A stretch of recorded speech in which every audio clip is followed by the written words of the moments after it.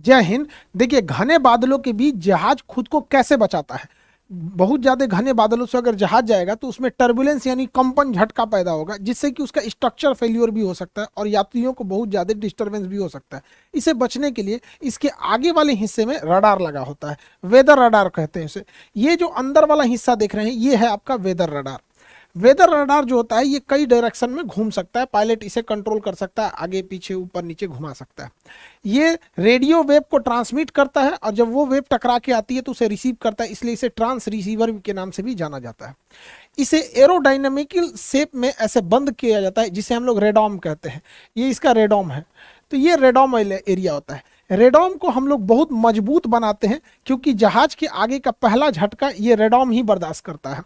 इसे composite material से बनाया जाता है 6-7 लेयर से, ताकि ये मजबूत भी रहे और जब इसे ढका जाए तो इसके अंदर से रेडियो वेव चली जाए और वापस आ भी जाए, लेकिन हवाओं को ये अंदर आने नहीं देता है, वेव को आने जाने देता है यहाँ पे। जिस वजह से ये रेडॉम काफ़ी जरूरी होता है। ये रेडॉम को मजबूत भी बनाना होता है। देखिए, इसका थूथूर कूच लिया किसी पक्षी से टकरा के यहाँ पर, तो ये रेडॉम मजबूत भी बनाना होता है, नहीं तो ये झटका लगेगा तो ये पहले यही झटके को ये देखता है। तो ये रेडॉम वेव को आने और जाने देता है।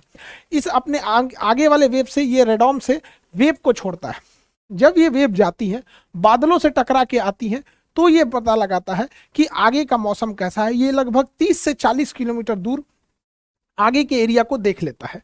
30 से 40 किलोमीटर के आगे के एरिया को अपने रेडियो वेव के थ्रू। और ये रेडियो वेव कहाँ से निकलती है? इस रेडॉम सेक्शन से निकलती है। ये रेडॉम वेव को जाने देता है, लेकिन बाकी चीजों को इससे आगे से ये जाने नहीं देगा। जहाज का जो रडार होता है अपने रेडॉम अपने आगे के एरिया से बहुत ही हाई फ्रीक्वेंसी के रेडियो बीम्स को छोड़ता है। ये सुपर हाई फ्रीक्वेंसी SHF कहते हैं इसे शॉर्टकट में। ये लगभग 5 गीगा हर्ट्ज का होता है। बहुत ज्यादा इसकी फ्रीक्वेंसी होती है। और ये रिफ्लेक्शन यानी टकरा के वापस आना, जिसे इको या पराध्वनि के सिद्धांत पे कहते हैं। ये वेव जाती है और टकरा के वापस आती है, उसी को हम इको या आपका रिफ्लेक्शन कहते हैं। ये वाटर ड्रॉपलेट, बादलों में जो पानी के बूंद होते हैं, ये उसी से टकरा के वापस आती है। ये कभी भी बादलों से टकरा के वापस नहीं आएगी। तो जो अगर बादल में पानी है, इसका मतलब है कि वो बादल हैवी होगा और वही झटका उत्पन्न करेगा। ज्यादा पानी है तो ज्यादा किरणें टकरा के आएंगी, कम पानी है तो कम किरणें टकरा के आएंगी। इन वेव को पायलट कंट्रोल कर सकता है। वो नीचे ऊपर करके रेडाम से एरिया से ये स्कैन कर लेता है कि किधर का एरिया है सेफ है उड़ने के लिए और किधर का एरिया सेफ नहीं है उड़ने के लिए। और इस आधार पर रडार में का जो रिफ्लेक्शन होता है वो स्क्रीन पर दिखाया जाता है। दोनों पायलट के लिए नेविगेशन डिस्प्ले होता है, पायलट और फर्स्ट ऑफिसर के लिए।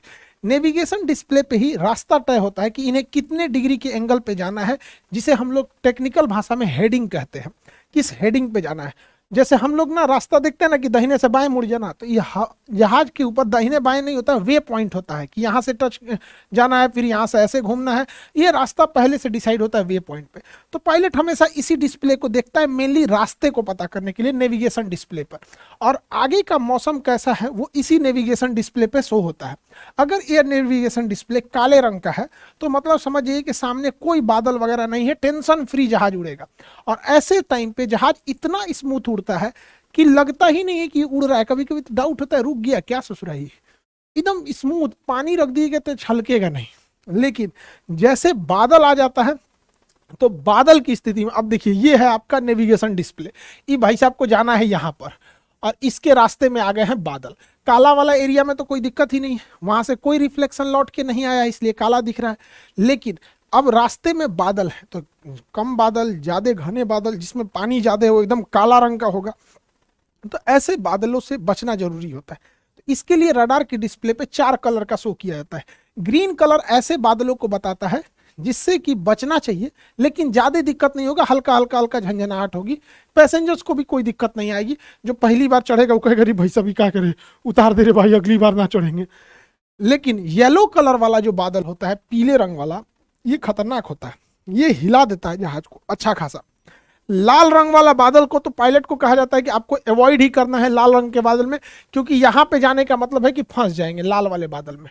और मेजेंटा कलर जो होता है, यहाँ देखिए ये रहा मेजेंटा कलर, ये हल्का सा ये मेजेंटा कलर।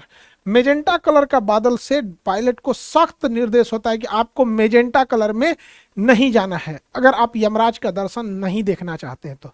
वरना जाइएगा तो सीवियर टर्बुलेंस कर देगा, उसे बच के रखना जरूरी होता है। तो ये 4 कलर होते हैं। सबसे बेस्ट तो ब्लैक कलर है भैया, कोई बादल ही नहीं है। ग्रीन कलर है, छोटा मोटा है। येलो कलर में थोड़ा ज़्यादा है। रेड कलर हिलाएगा बढ़िया से, पैसेंजर डर जाएंगे। और मेजेंटा कलर में कोई ठीक नहीं, उलाट पलाट देगा जहाज को, स्ट्रक्चर फेलियर का भी डर होता है, डैने उन्हें टूट जाएगा, कोई बहुत ज़्यादा सीवियर वो हो जाएगा, टर्बुलेंस हो जाएगा। जैसे इस जहाज को देखिए, इस जहाज को जाना है यहाँ से सीधे, अब इसको सीधे जाना है यहाँ पे। सामने देखिएगा यहाँ पे रेड कलर का एरिया आ गया है। अब ये क्या करेगा, रेड कलर वाले एरिया से यहाँ साइड हो जाएगा और फिर घूम के अपने रास्ते पे चला जाएगा यहाँ पे।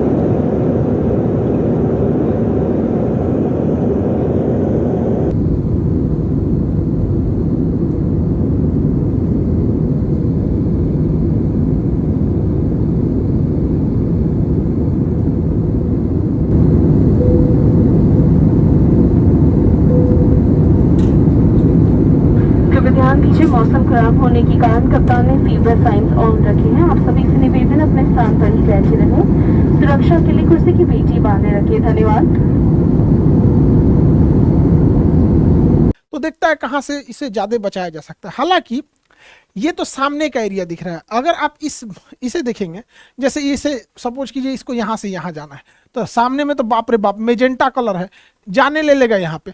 अब पायलट बकलोल थोड़ी है जो इधर से घुस के जाएगा, वो कहेगा भैया इधर मेजेंटा, हम इधर से निकल जाते हैं, इससे हम चले जाते हैं यहाँ पे, तो ऐसे घुमा के वो चला जाता है। हालांकि पायलट को 3 डायमेंशनल भी दिखता है, जैसे ये बादल है ना, तो ये ऊंचाई से भी दिखेगा। देखिए पायलट का ये जहाज है, मेजेंटा कलर ज्यादा ऊपर नहीं है, नीचे भर ही है।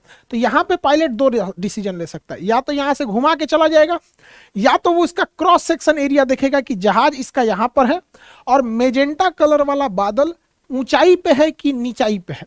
अगर यहाँ देख रहे हैं तो आपको दिख रहा है कि मेजेंटा कलर और येलो ग्रीन रेड ये नीचे है, तो यहाँ से पायलट क्या करेगा ना, सीधे ले आके जहाज उतार कर ऐसे लेके चला जाएगा यहाँ पे। तो कोई जरूरी नहीं है कि बार बार मुड़ाना ही पड़े, ऐसा भी हो जाता है कि इसके सीधे लेके जाता है, हाइट बढ़ा लेता है।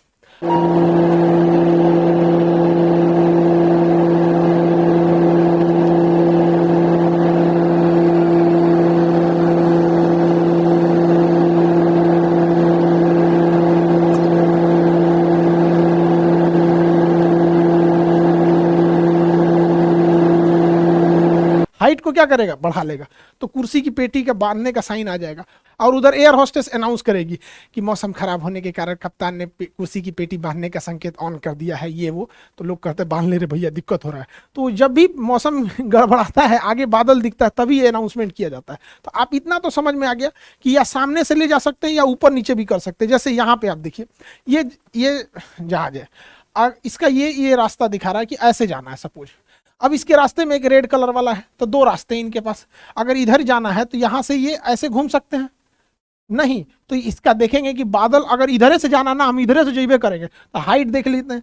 तो यहाँ देखिए, यहाँ पे ये जहाज है और यहाँ पर देखिएगा तो ऊंचाई पर लाल वाला है, पीला वाला है और ग्रीन वाला है। तो यहाँ पे पायलट क्या करेगा ना, नीचे से निकाल देगा फिर ऊपर। तो हो सकता है ये बादलों के कभी ऊपर से निकालता है, कभी नीचे से निकालता है, कभी दाहिने से कभी बाएं से। ये सारा चीज रडार के मदद से ही होता है, अन्यथा बहुत दिक्कत हो जाता। पहले साइंस उतना डेवलप नहीं था, तो बहुत ज्यादा विमान दुर्घटनाएं होती थी। जैसे ये रडार देखिए, ये जहाज है, इसको जाना है यहाँ से, सामने है मेजेंटा कलर, भाई साहब इधर से जाना महा बेवकूफ़ी हो जाएगा।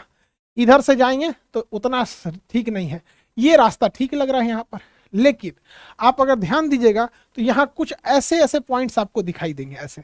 तो ये दिखाता है कि ये वाला मौसम इधर भी शिफ्ट हो रहा है, इसलिए इस उम्मीद में मत रहिएगा कि यहाँ हमेशा खाली रहेगा। हो सकता है पहुंचते पहुंचते यहाँ का भी बादल खराब ही हो जाए, मौसम खराब हो जाए। इसलिए पायलट देखेगा भैया इससे तो अच्छा ही है ना, यहाँ से निकालो, नहीं तो हाइट देखो, या तो ऊपर से लेके चले जाओ या तो नीचे से लेके चले जाओ।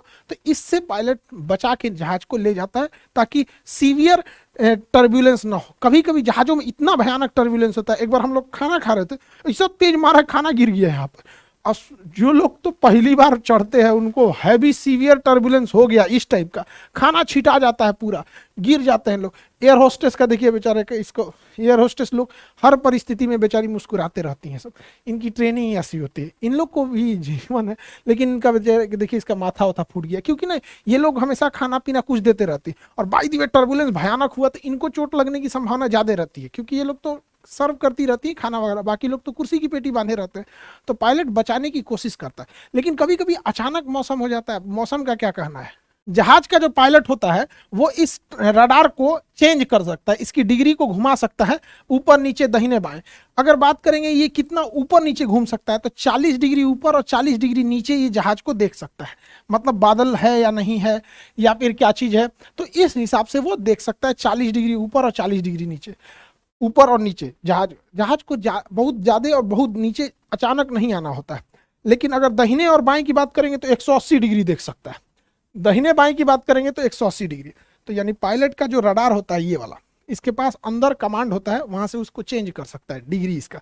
तो यहां से अगर दाहिने बाएं देखेंगे तो ये 180 डिग्री देख सकता है दाहिने से बाएं तक, और ऊपर से नीचे 40 डिग्री ऊपर 40 डिग्री नीचे, यानी टोटल 80 डिग्री ऊपर नीचे देख सकता है और 180 डिग्री दाहिने बाएं देख सकता है। पायलट के हाथ में इसका कमांड होता है।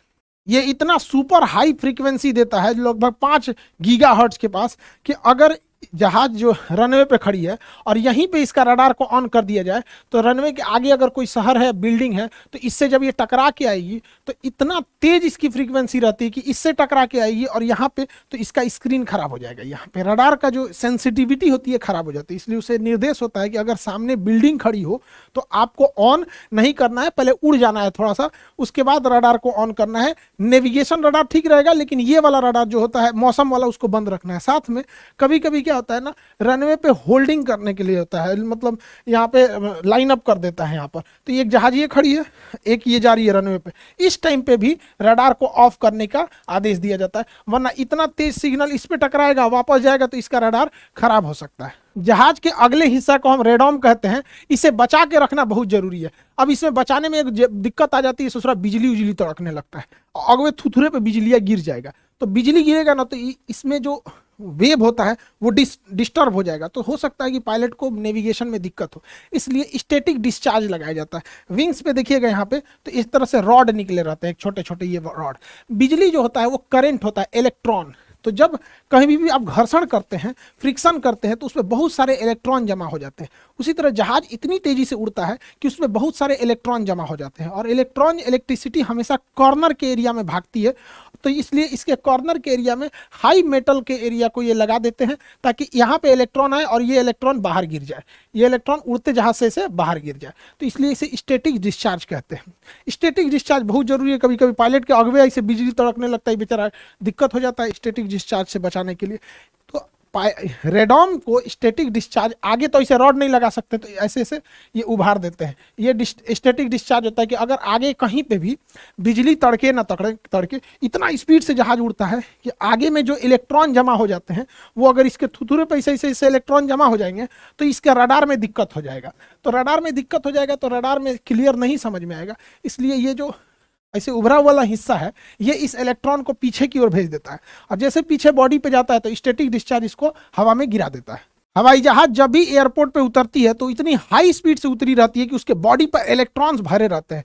करंट को ही इलेक्ट्रॉन कहते हैं। इलेक्ट्रॉन से बना है इलेक्ट्रिसिटी, तो electricity is nothing more but is the collection of electrons. तो जहाज इतनी तेजी से रगड़ खाते हुए जब रनवे पे आता है तो उसके बॉडी पर पूरे इलेक्ट्रॉन जमा होते हैं, इसलिए अगर हम छुएंगे तो हमें भी इलेक्ट्रिसिटी मार देगा।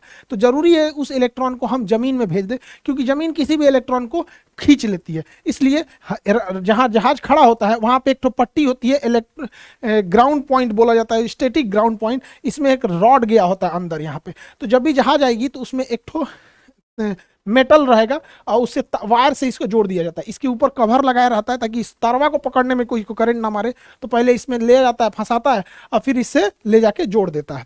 इससे जोड़ना बहुत जरूरी होता है, नहीं जोड़ेंगे अगर तो जैसे जहाज खुलेगा और कोई निकलेगा, कैसे हो हवाई सफर कैसा रहा, जहाजिया को छुएगा मारेगा, झनाक से उधिया जाएंगे, अगले दिन अखबार के फ्रंट पेपर पे आएंगे। स्टैटिक डिस्चार्ज के कारण आत्मा को शांति।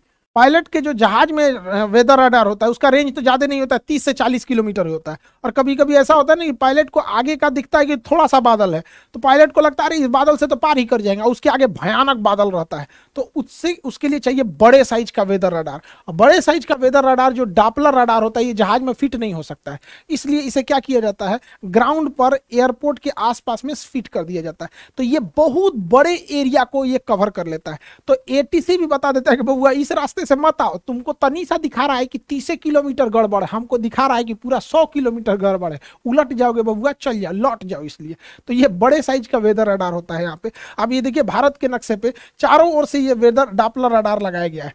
अब यहाँ पर कुछ ये जहाँ, अब यहाँ देखेंगे तो चक्रवात ज्यादा आते हैं उड़ीसा साइड में, तो इधर ना डॉपलर रडार का एरिया ज्यादा सघन बनाया गया है जगह जगह पे, कहीं कहीं भी खाली नहीं है। अब हम हर जगह थोड़ी बता सकते हैं वहाँ मिलिट्री रडार लगाया गया, तो देश की सुरक्षा का भी मामला ध्यान में रखा जाता है। ऐसा थोड़ी होता है कुछ ही बोल दो यहाँ से, तो जहाँ खाली जगह है वहाँ देश के दुश्मन लोग नहीं खुश होइएगा कि खाली जगह है घुस जाएंगे इधर से, मिलिट्री रडार है वहाँ पे, और वो तो पूछबो नहीं करेगा, उधिया देगा आपको यहाँ पे।